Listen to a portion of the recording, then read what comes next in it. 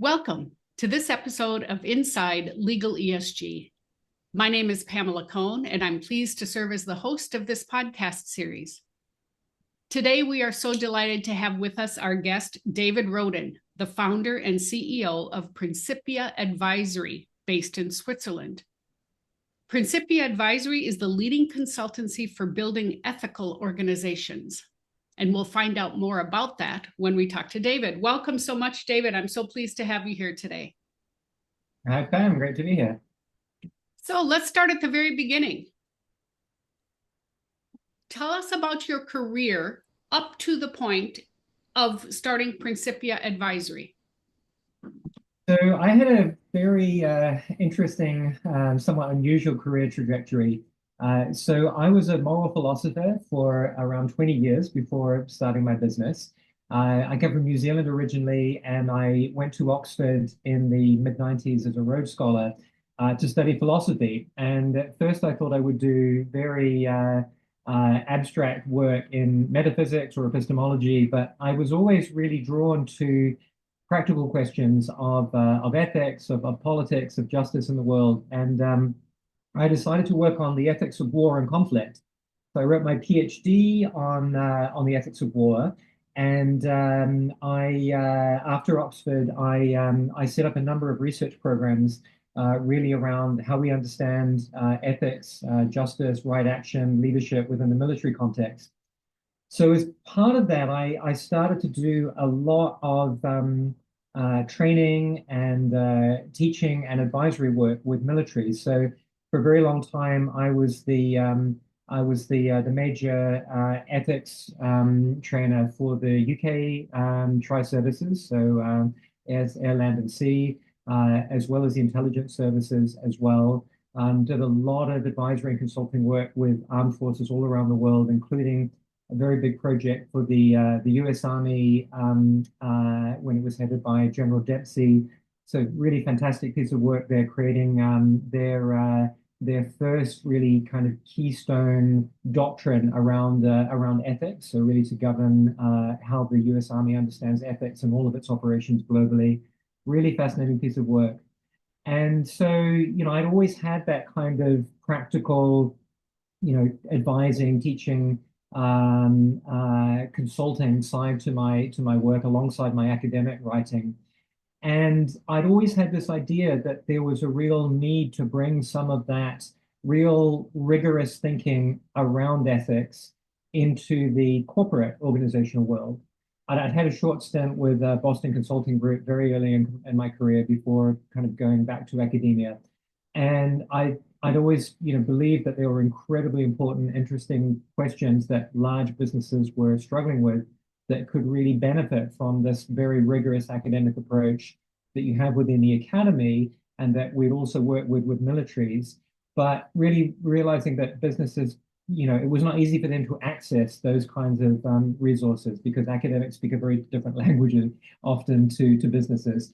So in 2014, I was very fortunate to have the opportunity to establish what became Principia. It really all came out of a chance meeting with Mike Corbat, who was the CEO of Citi at the time, Citigroup, one of the largest banks in the world.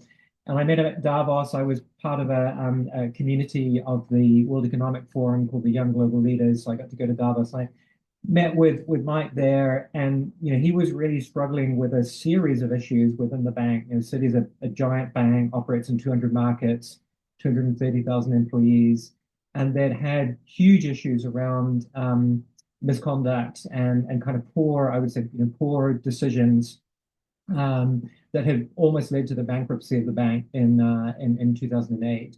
So the question Mike was really asking is, how do we understand what's gone on in this organization? What's happened to its ethical culture? What went wrong? And how do we rebuild that? So he asked me to come and work with him and Mike O'Neill, the chair, to really understand ethical culture at Citi and to help them change that. And that really became the beginning of what became Principia. Oh, Pam, sorry, I think you're on mute. I can't hear you. I am on mute. Thank you. We have construction going on upstairs in the apartment above me. So to avoid construction noise, I have to put myself on mute. So thank you for reminding me. So you mentioned you started Principia in 2014. It's roughly 10 years, 11 years old now. Tell me what it looks like now. Yeah, so we've grown hugely since those beginnings. So Principia is, I think, a really unique mission-driven consulting and advisory organization. So our mission is we really want to be the lead partner and advisor to the most impactful organizations in the world around ethical culture. And we've been extraordinarily fortunate to work with some of the most significant organizations across a range of different sectors. So some of the largest banks in the world, some of the biggest technology groups, including Google and Salesforce, some of the biggest professional services firms, energy, health, other sectors. And our model is really different to a lot of advisory firms. We really see ourselves as a bridge between the very best of academic research and thinking and the world of business. And so we're structured as a network organization. So we have a core of full-time professional employees who really come from more traditional consulting backgrounds. But the broader part of the team are really leading researchers and academics and thinkers in the disciplines that are really key to building ethics within an organization. So many of them come from a philosophy background, such as myself, but over the years we've also expanded that really into organizational psychology, organizational anthropology, data science. We have a psychiatrist now as well, so legal experts as well. So really a broad range. And we really seek to partner with firms that care about and have an ambition to really build their ethical capacity and to use that as a way to drive their business success. So what do you think will be the hottest trends in your advisory services in 2025 and, the next few years? So there are really two components to the work that we do. So one of those is around building a culture to support compliance and risk and behavioral expectations through the organization. And the other part is really working with leadership teams and boards around making very difficult values-laden or ethical judgment calls or decisions. Particularly when those are really highly contested, or if they're in areas where there isn't a lot of experience to go on. So think about new technologies like AI. How do you implement AI responsibly within your operations? That's a huge trend. It's something we're doing a lot of work on at the moment. The other area I think that is really driving a lot of interest in this, and that I think will be a very important part of the work that we're doing going forward, is around geopolitics. So clearly the world is shifting very significantly. It's a lot more violent. There's a lot more conflict and war. And a lot of those conflicts are directly impacting particularly the employees of global firms. So the conflict in Gaza has been a huge flashpoint, I know, for many global businesses, simply because they have communities representing both Israeli and Arab Muslim communities. And this is such an emotional flashpoint for many employees. So leadership teams are struggling with, what do we speak out about? Do we take a position on this? If we take a position on this, or if we took a position on Ukraine, why aren't we taking a position on this? How do we think about how this could impact our business if there was a conflict in Taiwan? So these kinds of issues, how do you navigate these really complex, values-laden, difficult, hugely contested issues? I think this is a major theme of our work. And I think it's very interesting for lawyers, actually, because we work very closely with lawyers and legal teams in a lot of our work. The general counsel is very often the operational partner when we work with large firms. And I think it's very interesting for lawyers because the ethics space is very connected to kind of law, legal and compliance. But it's the space that kind of just beyond it, or just kind of adjacent to it, if you like. So when we're talking about ethics, we're really talking about that space that exists between, yes, we can do this legally, but should we do it? Is it really the right thing to do for our business, for our people, for the communities that we serve? And that's something that I think will also be a real challenge for lawyers, both in-house lawyers, GCs and their teams, and also external lawyers as well. And I think there are some lawyers who really get that and do that very well. I think there are others, frankly, who struggle with it. So I know we discussed this when we were together for Legal ESG in Brussels in November. So I know how you feel about this, but share with us, for our listeners, what role do you think ethics plays in a company's ESG program, initiatives, practices? Yeah, so I think there are a couple of key points where it's really critical. So one point is simply around how you translate ESG commitments and ESG policy into genuine action and delivery within the organization. Particularly if it's a large organization with tens of thousands or hundreds of thousands of employees working across multiple markets. You need to have a way of ensuring that the commitments you're making around sustainability or human rights or whatever the commitment may be is actually consistently reflected in the way that your people show up day in and day out in everything that they do in all your operations globally. And I think what's interesting is that the way that business leaders often think about delivery and consistency and managing behavior and outcomes is a very kind of structural approach, right? So, we will create a set of policies and frameworks, and we'll create, a set of structures and incentives to manage that. But what's often missed out is the kind of software that sits alongside that hardware. And that software is really, it's cultural, and it's about the values and the ethical expectations that sit inside people's heads. So, one of the ways that I think ethics really needs to be considered, and particularly ethical culture needs to be considered within the domain of ESG, is that if you really want to deliver on ESG commitments consistently, you really need to think about, do we have the right mindset and culture within our people to really deliver on that consistently? So I think that's one area that's really critical and important.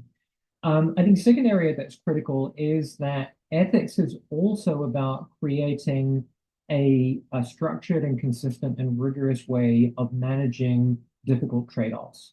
And we talked a little bit about, some of those trade-offs that occur in the context of, geopolitics, right? How do you trade off the issues around respecting human rights against, the need to, support the need of clients in a certain market, right? That's a trade-off that you need to make. It's a difficult one. It's a complex one. But ESG is shot through with those kinds of trade-offs as well. To take an obvious one, you want to hit, low carbon objectives. That pushes you towards installing wind, solar, and other renewable energy sources. But a huge amount of that infrastructure comes from parts of China that have very significant human rights deficits, right? So how do you navigate those trade-offs between the different components, the E, the S, and the G? But even take within environmental sustainability, for example, there are all kinds of trade-offs around impacts on, biodiversity versus, water sustainability versus carbon emissions. And that really requires a kind of a broader values framework that lets an organization or a leadership team work through and make sure that they're taking decisions that navigate those trade-offs in a really responsible and robust way. So I think those two elements really connect with the work that we do around ethics and ethical culture. Given all the headwinds around the world with respect to ESG, and maybe perhaps most evident in the US. What kind of movement are you anticipating on companies' ESG programs in 2025? Yeah, so I think it's really, really interesting. And I think from the perspective of someone who comes at these issues from the tradition of moral philosophy, right? So, moral philosophy is a framework of thought that's been around for at least 2,500 years. And at its core, it's really a structured set of tools for working through what you ought to do with your role as a leader, with your resources as a business. It really asks that question, what are our fundamental responsibilities and how do we fulfill those? And I think what's interesting to me about ESG, and you can also think about, DEI, diversity, equity, inclusion, and before that we had, CSR, corporate social responsibility. All of these were ways of addressing what I would describe as fundamentally ethical questions. What do we owe to the planet? What do we owe to the communities that we serve?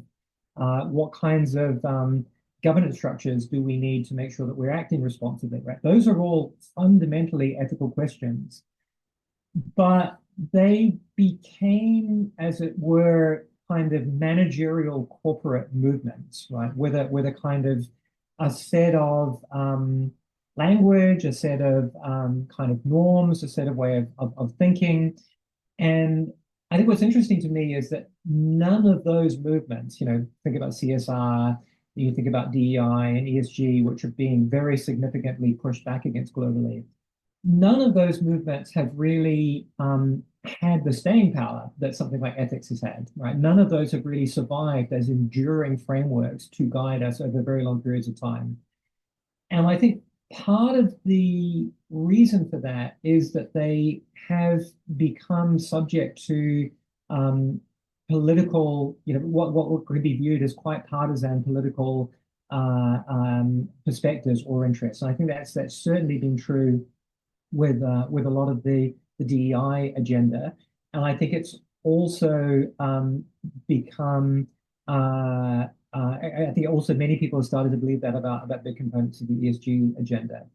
So when I think about that, what it tells me is that we maybe need to draw upon some of those older traditions of thought, because what ESG and DEI and these other movements are encouraging us to think about is incredibly important. And I don't think that those fundamental needs to address, what does fairness and inclusion mean within our companies?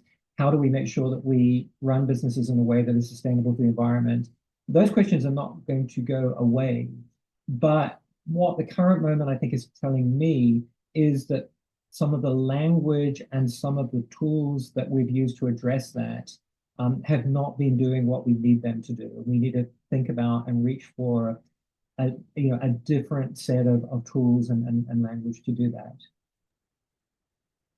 I completely agree. So tell me, if we talk again 1 year from now, what will be different? What's going to change, improve or not in 2025?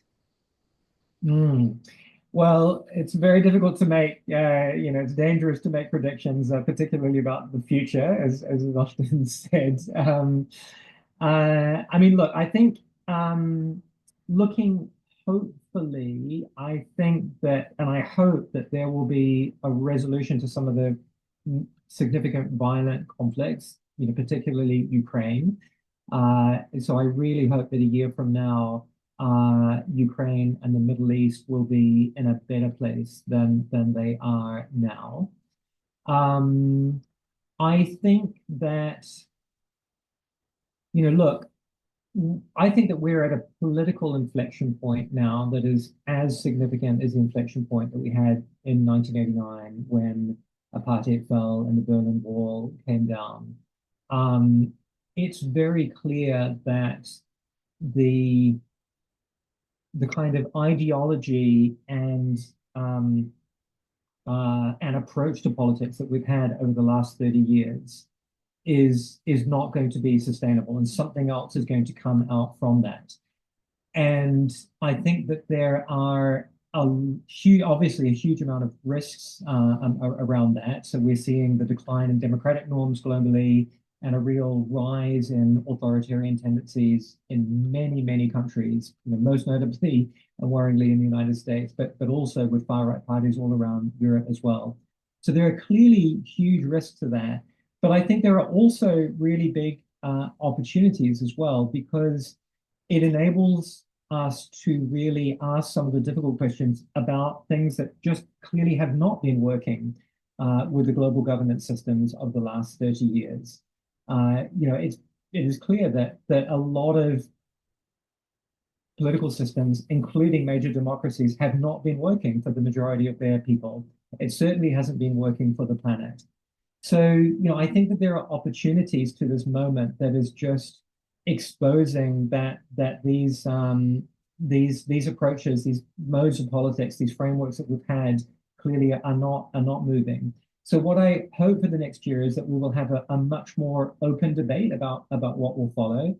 I think global businesses have a huge role to play in this. My fear is that a lot of them, I think, are really just feel not really trapped in the headlights, but feel that they have no option but to really bend to the will of kind of the new political reality. So think about the way that of how many businesses have kind of changed their commitments around climate commitments or DEI, just because they feel that there's a different power in the White House. I don't know that that's going to serve them well over the long term. I would much rather that businesses have a more reflective view on how they really, what's really significant to them and how they're going to take that forward in the light of these new political realities. So I really hope that it will enable a kind of a deeper reflection and conversation amongst business leaders as well.